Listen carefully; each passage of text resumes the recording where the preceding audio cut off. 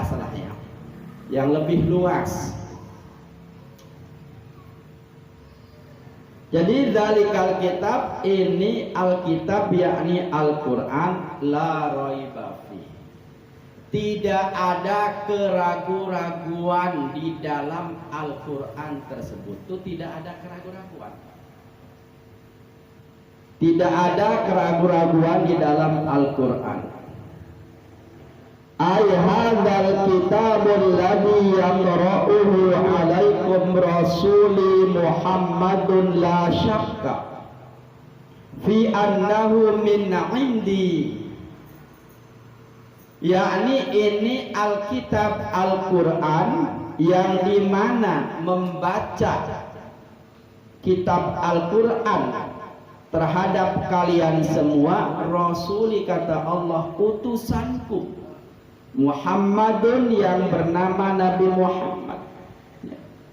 La syakka, tidak ada keraguan-raguan, fi annahu min indi, bahwa sesungguhnya Al-Quran itu adalah dari sisiku.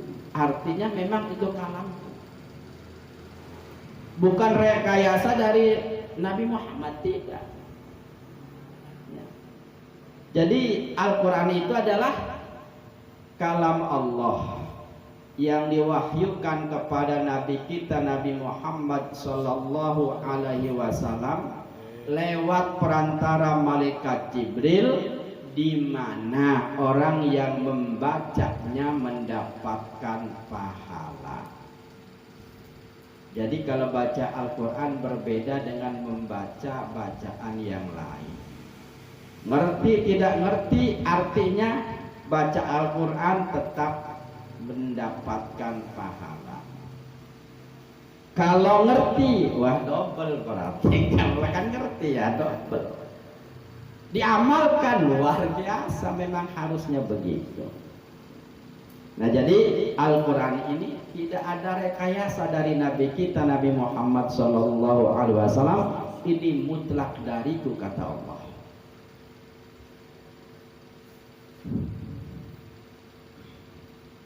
Fa in amantum bihi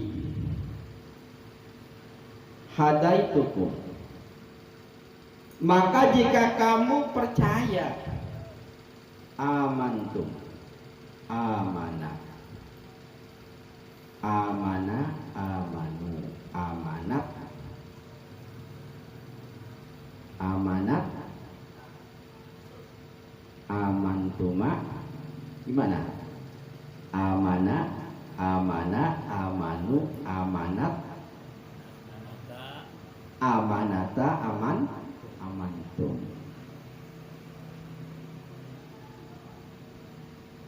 Jadi maka jika kalian beriman, percaya bihi dengan kitab Al-Quran ini, hadaitukum, ini jawabannya, maka aku memberikan hidayah kepada kamu kalau kamu yakin percaya. Tapi sebaliknya, wa illam tu'minu, asalnya tu'minu, nah kemasukan lam huruf jazm menjazmkan fi'il mudhari, dibuang nunnya, namanya ini af'alul khamsah. Wa illam tu'minu adzabtukum, dan jika kalian tidak percaya terhadap Al-Quran, maka aku akan menyiksamu. Jadi ya Al-Quran ini dari Allah. Apa-apa yang ada di dalam Al-Quran semuanya benar. Ya, luar biasa. Jadi ketika ada orang yang tidak percaya, nih tantang sama Allah. Wah, Al-Quran itu rekayasa Nabi Muhammad. Ditantang sama Allah. Ya. Yang tidak percaya silahkan datangkan satu surat saja, satu ayat saja, seperti Al-Quran. Tapi ternyata orang-orang kafir Quraisy tidak ada yang mampu. Luar biasa ya Al-Quran kan. dibaca dapat pahala, diamalkan dapat pahala juga ketenangan hidup. Luar biasa. Nah, Al-Quran ini fungsinya hudalil muttaqin, sebagai petunjuk terhadap orang-orang yang bertakwa. Nah, jadi orang-orang yang bertakwa ini jelas, di samping membaca Al-Quran, memahami Al-Quran dan mengamalkan Al-Quran, karena Al-Quran ini sebagai petunjuk bagi orang-orang yang bertakwa. Ay rahmatul li ummati Muhammadin sallallahu alaihi wasallam, yakni sebagai rahmat, sebagai kasih sayang bagi umatnya Nabi Muhammad sallallahu alaihi wasallam. Luar biasa. Ya. Mudah-mudahan kita semua ini, kalau kita mengharapkan masuk surga dengan amal kita nggak pantas rasanya. Karena apa? Masih banyak kesalahan-kesalahan kita, dan ketaatan kita juga masih di bawah standar, di bawah KKM, nilai rapor. Kenapa dikatakan begitu? Kita banyak ngobrolnya ketika ada panggilan dari Allah, ketika ada suara azan, Allahu Akbar, lah kita enak-enak ngobrol, bahkan waktunya berlarut-larut sampai waktu sholat tersebut mau habis, kita baru mengerjakan sholat. Ya, jadi rasanya kalau kita mengharapkan masuk surga dari sababiah amal kita, rasanya malu sendiri gitu. Tidak pantas rasanya. Ya, mudah-mudahan kita dimasukkan oleh Allah dengan sebab rahmatnya Allah. Tapi rahmatnya Allah itu datang dengan sebab kita taat kepada Allah. Jangan salah paham nih. Nah, kalau begitu bebas saja kita hidupnya, bukan begitu juga, Pak. Ya, kan begitu. Nah, orang-orang yang bertakwa cirinya di sini yang pertama, alladzina yu'minuna bil ghaib, yakni orang-orang yang percaya terhadap hal yang gaib.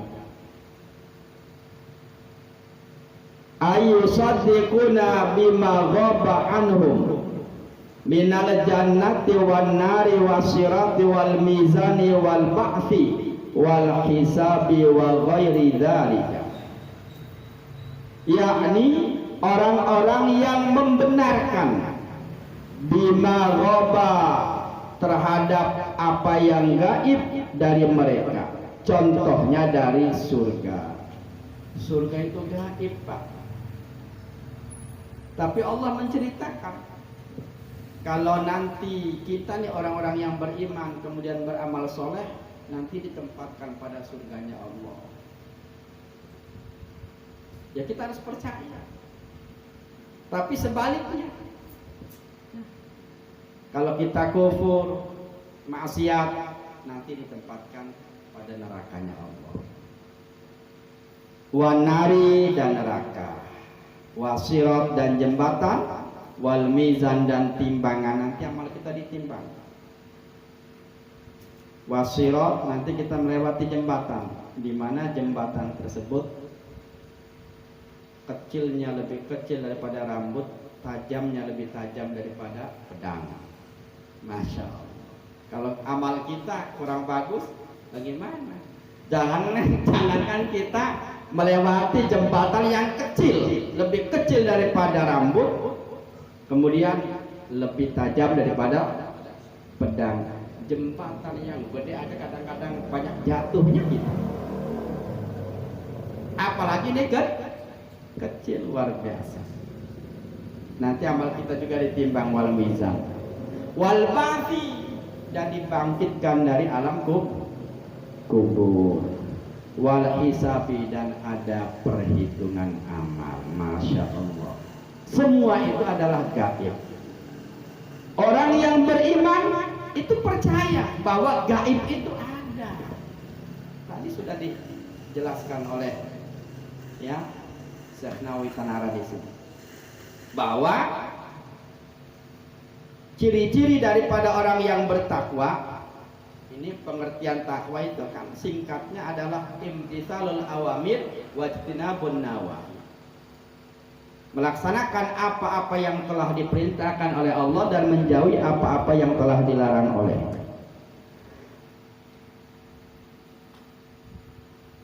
Terus wa yuqimuna shalat, dan mendirikan sholat. Ciri-ciri orang yang beriman di samping percaya mengimani kepada yang gaib, juga mendirikan sholat. Sholat yang bagaimana? Sholat yang 5 waktu. Ayutimuna shalawatil khamsa bisyuruti wal arkani wal hayati, yakni menyempurnakan sholat yang 5 waktu dengan beberapa syarat dan beberapa rukun dan beberapa sunnah. Nah, jadi sholatnya bagi orang yang beriman tidak kurang dari 5 waktu, itu yang wajib. Bahkan kalau kita ingin ditempatkan oleh Allah pada makom yang terpuji, maka ditambah dengan sholat-sholat yang lain, seperti sholat tahajud, sholat sunnah duha, kemudian sholat rawatib yang waktunya mengikuti sholat fardu seperti qabliyah, ba'diyah, dan lain sebagainya. Nah, sholat ini mempunyai 3 pengertiannya. Sholat ini mempunyai 3 pengertian, tergantung lafaz sholat itu disandarkan atau diisnadkan. Pertama, sholat itu mempunyai pengertian rahmat atau kasih sayang jika lafaz sholat disandarkan kepada Allah, seperti dalam hadis sallallahu alaihi wasallam, semoga Allah merahmati terhadap Nabi Muhammad sallallahu alaihi wasallam dan juga memberikan keselamatan. Jadi sholat itu maknanya rahmat atau kasih sayang Allah. Jadi orang-orang yang rajin sholatnya akan mendapatkan kasih sayang dari Allah Subhanahu wa ta'ala. Kenapa? Karena sudah melaksanakan perintah Allah. Ini sholat perintah Allah. Dalilnya banyak di Al-Quran, berulang-ulang. Bahkan bergandeng dengan wa aqimus sholah wa atuz zakah, selalu bergandeng. Kemudian sholat itu diartikan dengan memohonkan ampun. Artinya apabila lafaz sholat itu disandarkan kepada malaikat, seperti dalam sebuah hadis yang terdapat di dalam kitab Komik Tughyan